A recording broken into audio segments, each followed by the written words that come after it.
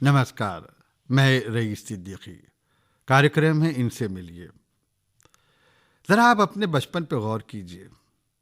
बचपन में अगर आप झांकेंगे तो आपको याद आएगा कि अगर हम शहर में रहते थे तब भी स्कूल बहुत दूर होते थे, और गांव कस्बों में तो क्या कहें, बहुत ही बुरी हालत थी। शिक्षा ग्रहण करने के लिए स्कूल होते नहीं थे, और कॉलेज तो कहीं एक आध होता था। यूनिवर्सिटी भी बड़े बड़े शहरों में होती थी, लेकिन अब समय बदल गया है। अब शहर तो शहर, गांव कस्बों में भी स्कूल भी हैं, कॉलेज भी हैं, और लगभग हर शहर में यूनिवर्सिटी भी है। आप आकाशवाणी भोपाल सुन रहे हैं तो जाहिर है कि यहाँ बरकतुल्ला विश्वविद्यालय है, लेकिन यहाँ Indira Gandhi National Open university का रीजनल ऑफिस भी है। सवाल ये पैदा होता है कि जब एक यूनिवर्सिटी है जिसको हम कहते हैं फॉर्मल एजुकेशन ग्रहण करने का एक माध्यम है, तो क्या ज़रूरत है इंदिरा गांधी राष्ट्रीय मुक्त विश्वविद्यालय की? ये सब जानने के लिए हमने Indira Gandhi National Open University के regional director doctor Amit Chaturvedi को अपनी स्टूडियो में आमंत्रित किया है, और उनसे जानने की ये कोशिश कर रहे हैं कि डॉक्टर साहब, क्या ज़रूरत है Indira Gandhi National Open University के रीजनल ऑफिस की, जब यहाँ यूनिवर्सिटी है, या इसी तरह दिल्ली में या और बड़े शहरों में जब यूनिवर्सिटीज़ हैं, तो फ़र्क क्या है? ज़रा सब कुछ हमको समझाइए। पहले तो नमस्कार मेरा सिद्दीकी साहब आपको, और इस भोपाल आकाशवाणी को मेरा बहुत बहुत धन्यवाद जिन्होंने मुझे बुलाया। जहाँ तक इंदिरा गांधी राष्ट्रीय मुक्त विश्वविद्यालय का सवाल है, ये एक केंद्रीय विश्वविद्यालय, सेंट्रल गवर्नमेंट, और जहाँ बरकतुल्ला यूनिवर्सिटी की बात किया तो बरकतुल्ला यूनिवर्सिटी स्टेट यूनिवर्सिटी है। जी, स्टेट यूनिवर्सिटी जिसका क्षेत्राधिकार सिर्फ भोपाल में है। जी हाँ। और जहाँ तक इग्नू का सवाल है, इग्नू का क्षेत्राधिकार श्रीनगर कारगिल से लेके कन्याकुमारी तक है, लेह लद्दाख, और इधर यदि नॉर्थ ईस्ट में जाते हैं अगरतला से लेके कच्छ तक है, और साथ साथ हमारे विदेशों में भी सेंटर हैं। यानी तो पूरे भारत के लोग तो फायदा उठा ही सकते हैं, साथ साथ विदेशों में भी हमारे अध्ययन केंद्र हैं। तो इसका दायरा बहुत बड़ा है, और इंदिरा गांधी ओपन यूनिवर्सिटी है। जहां तक अभी दूसरा आपने प्रश्न पूछा, एक फॉर्मल एजुकेशन और नॉन फॉर्मल एजुकेशन की बात करते हैं। ये जितनी भी यूनिवर्सिटीज़ हैं वो फॉर्मल एजुकेशन से हम लोग बहुत हैं कि फेस टू फेस टीचिंग होती है, क्लासेस होती हैं, परंतु कुछ समयबाध्यताएं रहती हैं। बच्चे आजकल रोजगार भी चाहते हैं, रोजगार के साथ साथ शिक्षा भी ग्रहण करना चाहते हैं। तो इंदिरा गांधी राष्ट्रीय मुक्त विश्वविद्यालय की इसलिए स्थापना हुई कि विद्यार्थी अपना कुछ कार्य के साथ साथ फॉर्मल एजुकेशन, अपने एजुकेशन के साथ साथ वो अपना रोजगार भी कर सकता है। तो जो formal education and non formal education, ये तीन विधाएं थी। पहले तो फॉर्मल एजुकेशन से आमने सामने पढ़ते थे, टीचर आते थे, पढ़ा के चले जाते थे। फिर करस्पॉन्डेंस एजुकेशन आई। तो करस्पॉन्डेंस एजुकेशन में क्या हुआ कि विद्यार्थियों को अध्ययन सामग्री दे दी जाती थी और विद्यार्थी सत्रांत परीक्षा में बैठ जाता था। बट दोनों में ही थोड़ी सी कमियां आई। कमियां क्या, परेशानी हुई कि फॉर्मल एजुकेशन में कुछ लिमिटेशन ऑफ द सीट्स थी। सीट्स की बहुत सीट कम रहती हैं, ये एडमिशन की कमी होती थी। और जब टीचर फॉर्मल एजुकेशन में टीचर पढ़ा के चला जाता था, कुछ बच्चा अपना दिमाग में रख पाता था, 50% रखता था, 50% चला जाता था। जी हाँ। फिर करस्पॉन्डेंस एजुकेशन है। तो करस्पॉन्डेंस एजुकेशन में क्या किया गया कि विद्यार्थियों को अध्ययन सामग्री दे दी गई, परंतु कॉन्टेक्ट सेशंस नहीं होते थे। बगैर टीचर के काम भी नहीं बनता है। बगैर टीचर के काम भी नहीं है। तो 1985 में भारत के तत्कालीन प्रधानमंत्री श्री राजीव गांधी जी ने ये कहा कि भाई हमें ऐसी शिक्षा की व्यवस्था चाहिए जिसमें समावेश फॉर्मल एजुकेशन का भी और साथ साथ करस्पॉन्डेंस एजुकेशन का, दोनों का समावेश। वाह, क्या बात है। तो दोनों की विशेषताओं को समायोजित करते ओपन एंड डिस्टेंस लर्निंग की स्थापना हुई, जिसमें हम लोगों ने फॉर्मल एजुकेशन की तरीके से कॉन्टेक्ट सेशंस वगैरह भी क्लासेस शुरू करने की बात की। तो हमने अपने बड़े बड़े अध्ययन केंद्रों पर सेंटर्स खोलने की बात की, और साथ साथ करस्पॉन्डेंस एजुकेशन की तरीके से हम लोगों ने अपनी अध्ययन सामग्री, अपनी इंदिरा गांधी ओपन यूनिवर्सिटी में अध्ययन सामग्री बनाई, जो कि वर्ल्ड में सबसे ज़्यादा अच्छी सामग्री मानी जाती है। जी, नेशनल ओपन। तो दोनों का समावेश करके हम लोगों ने किया। साथ साथ हमने ऑडियो वीडियो प्रोग्राम्स का भी समायोजन किया। साथ साथ अन्य कम्युनिकेशन मेथड्स जैसे ज्ञानवाणी, ज्ञान दर्शन या ऑडियो वीडियो टेप्स की तरीके से भी हमने की शिक्षा। अभी ज्ञानवाणी हमारे सेंटर्स हैं, 40 से ज़्यादा सेंटर्स हमारे ज्ञानवाणी के हैं। हाँ, ज्ञानवाणी के सेंटर्स पूरे देश में हैं। तो इग्नू को एक मिनिस्ट्री ऑफ HRD ने एक कहा है कि you are the nodal agency of the Gyanvani, और उस तरीके से आप मतलब फॉर्मल एजुकेशन का भी इसके अंदर कॉन्सेप्ट है। बिल्कुल, करस्पॉन्डेंस भी है, ऑडियो भी है, वीडियो भी है। दूसरे शब्दों में एजुकेशन सही तरीके से पहुंचाने के सभी माध्यम घर घर तक अपने इग्नू का जो उद्देश्य है कि education at your door steps reaching the unreached की बात है, वहां तक पहुंच रहे हैं। अध्ययन केंद्र क्या हर राज्य की राजधानी में होते हैं या कुछ ज्यादा इनकी संख्या है? नहीं, अध्ययन केंद्रों की संख्या बहुत ज्यादा है। जैसे भोपाल में रीजनल सेंटर में 65 अध्ययन केंद्र हैं। 65? यस, अध्ययन केंद्र हैं। और जहां तक यहाँ पर भोपाल में ही हमारा MVM कॉलेज में अध्ययन केंद्र है, और VSS कॉलेज में हमारा अध्ययन केंद्र है, एक सेंट जोसेफ कॉलेज में भी हमारा अध्ययन केंद्र, इस तरीके से। और हम लोग पूरे प्रदेश में अध्ययन केंद्र खोलने की बात कर रहे हैं।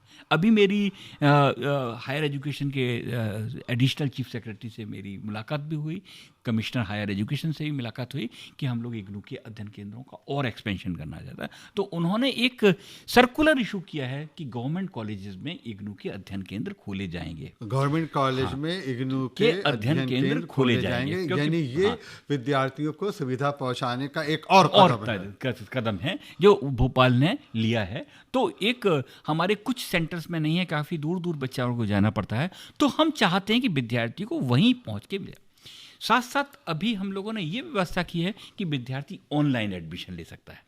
Online admission. पहले विद्यार्थियों को यूनिवर्सिटी आना पड़ता था, फॉर्म लेना पड़ता था, ड्राफ्ट बनवाइए, बैंक कमीशन दे रहा है, उसको परेशानी हो रही, बैंक कहता है कि दूसरे दिन आइए ड्राफ्ट लेना, परेशानियां होती थी।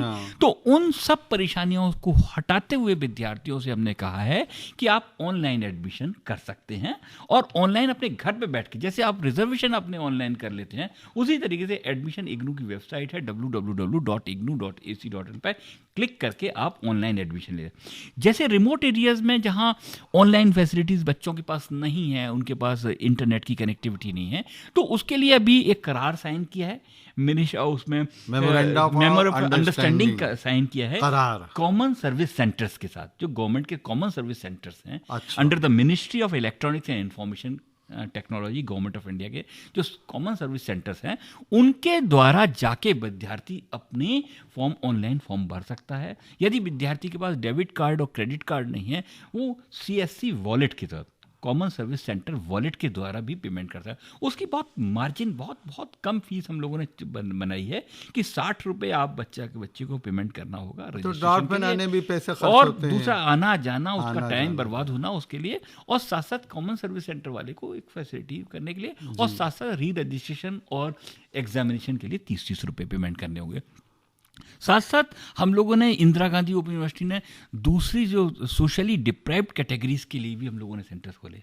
जैसे जेलों में हमने सेंट्रल जेल्स में सेंटर खोले, जेल इनमेट्स, वहां पर भी शिक्षा पहुंच रही है। बिल्कुल, शिक्षा उनके लिए, उन विद्यार्थियों को है जो जेल इनमेट्स किसी कारण से बेचारे किसी उसमें अपराध में फंस जाते हैं, किसी भी कारण से, तो उनको हम लोगों ने एक मुख्य धारा में लाने के लिए विद्यार्थियों को हमने जेलों में सेंटर्स खोले। उनकी मुफ्त शिक्षा होती है, उनको मुफ्त स्टडी मटेरियल मिलता है, मुफ्त एग्जामिनेशन होता है, उनको एडमिशन वगैरह की फीस वगैरह नहीं देनी होती है। ऐसे ही SC ST हैं हमारे कैटेगरी के, सोशली डिप्राइव्ड कैटेगरीज हैं, उनके लिए भी हम लोगों ने किया है। साथ साथ माइनॉरिटीज वुमेन्स के लिए हमने माइनॉरिटी मदरसों में भी सेंटर्स खोले हैं, जो माइनॉरिटी मदरसों में भी सेंटर्स हम लोगों ने खोले हैं। जैसे मैं बनारस में, आपने भदोही नाम सुना होगा, तो भदोही में हमारा एक सेंटर है, रविदास नगर, संत रविदास नगर, बड़ा अच्छा वहाँ के कोऑर्डिनेटर काम कर रहे हैं, उन्होंने बहुत अच्छा काम किया। और साथ साथ हमने जो अभी ट्रांसजेंडर्स के लिए उनके लिए भी फ्री एजुकेशन की है। बुनकरों के लिए हमने कुछ प्रोग्राम्स के लिए, जैसे CLP प्रोग्राम है, कंप्यूटर लिटरेसी प्रोग्राम है, या CIT प्रोग्राम है, कंप्यूटर का, या BPP कार्यक्रम है, बैचलर प्रिपरेटरी प्रोग्राम, वो उसके लिए भी है। एक प्रोग्राम में छोटा सा बात करा, BPP कार्यक्रम हमारा बैचलर प्रिपरेटरी प्रोग्राम में इग्नू ने डेवलप किया है। उन विद्यार्थियों के लिए है जो किसी कारण से अपनी किसी मुख्य धारा में पढ़ाई की शिक्षा से नहीं वंचित रह गए। हाई स्कूल नहीं किया, इंटरमीडिएट नहीं किया, कुछ भी नहीं किया उन्होंने, कोई फॉर्मल एजुकेशन नहीं। वो 6 महीने का कार्यक्रम कर सकता है इग्नू द्वारा। ब्रिज कोर्स कह सकते हैं। वो इंटरमीडिएट के इक्विवेलेंट नहीं है, परंतु वो कर सकता है विद्यार्थी इग्नू से, बशर्ते वो 18 साल का होना चाहिए, 18 साल का एज होनी चाहिए उसकी। यदि वो कर लेता है बीपीपी कार्यक्रम तो उसको डायरेक्ट इग्नू में बीए, बीकॉम, बीटीएस और बहुत सारी डिप्लोमा में प्रोग्राम में एडमिशन मिल जाता है। ये बड़ी अहम बात बताई कि जो लोग हाई स्कूल या 12th नहीं पास हैं, वो 6 महीने का ब्रिज कोर्स करके आप ग्रेजुएशन में ले लीजिएगा एडमिशन। और आफ्टर द ग्रेजुएशन जी इग्नू का बीए और किसी अन्य विश्वविद्यालय के ग्रेजुएशन के समकक्ष है, किसी भी तरीके का कोई इसमें भ्रांति नहीं है।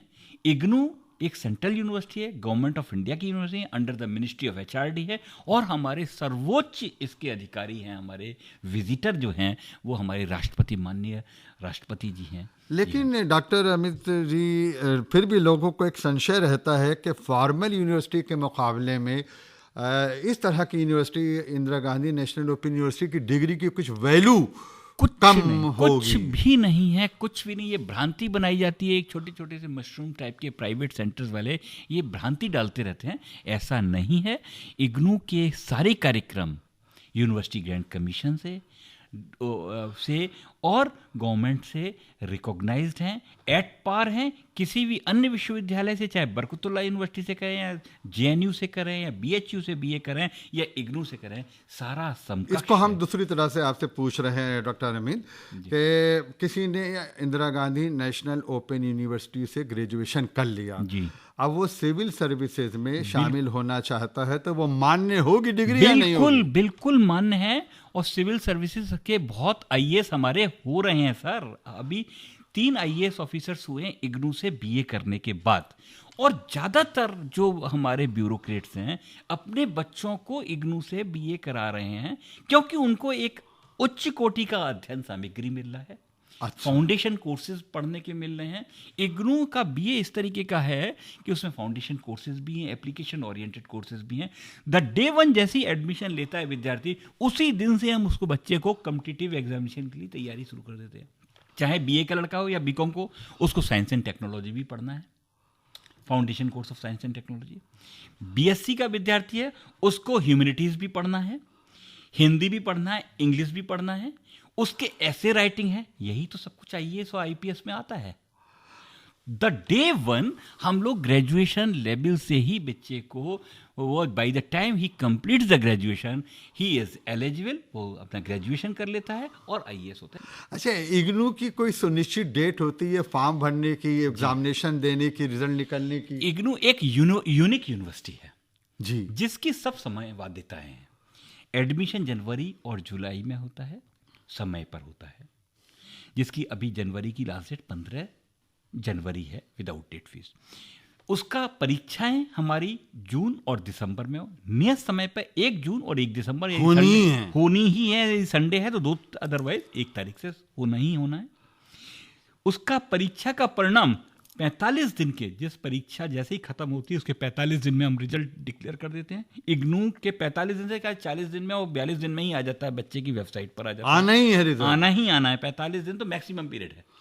उसका बच्चे का, विद्यार्थी का ग्रेड कार्ड आ जाता है। बच्चा अपने घर पर, अपना सारा ऑनलाइन है, बच्चा अपने घर पर इंटरनेट से देख लेता है अपनी पूरा जानकारी। परंतु मैं एक विद्यार्थियों को ये बात कर रहा हूँ, जब भी एडमिशन इग्नू लें तो आप अपना एड्रेस, कम्युनिकेशन एड्रेस, अपना फ़ोन नंबर, अपना मोबाइल नंबर सही से दें, क्योंकि जिससे कि हम टाइम टू टाइम विद्यार्थियों को अपने SMS से इन्फॉर्म भी करते रहते हैं कि ये लास्ट डेट है आपकी और ये काम करना है। आपकी बातचीत से हमने ये नतीजा निकाला कि इग्नू का उद्देश्य पूरा हो रहा है, एजुकेशन एट योर डोर, शिक्षा तुम्हारे दर पर या घर पर। बिल्कुल। और इसका जो दायरा है वो बहुत बड़ा है। बिल्कुल। और यहाँ आपके एग्जामिनेशन डेट या फीस भरने की डेट या रिजल्ट की डेट सुनिश्चित है, डिग्री हर तरह से मान्य है, और कहीं से भी, हिंदुस्तान के किसी कोने से भी, बल्कि आप विदेश में रहते हैं वहाँ से भी आप ये शिक्षा ग्रहण कर सकते हैं। और साथ अपना ट्रांसफ़र भी कर सकते हैं। जैसे किसी के बच्चे के भोपाल में कर रहा है और उसके पेरेंट्स का ट्रांसफ़र हो गया, एक सिंपल एप्लीकेशन दे के बच्चा कहीं दूसरी जगह, जैसे अगरतला ट्रांसफर हो गया तो अगरतला जाके जा सकता, किसी तरह की कोई समस्या नहीं है। तो डॉक्टर अमित चतुर्वेदी, इग्नू के रीजनल डायरेक्टर की हैसियत से आपने बहुत अच्छी तरह से मालूमात दी, जानकारी दी। इसके लिए हम श्रोताओं की ओर से आपका सहृदय धन्यवाद कहते हैं, शुक्रिया अदा करते हैं। बहुत बहुत शुक्रिया doctor Amit Chaturvedi. Thank you Siddiqui साहब।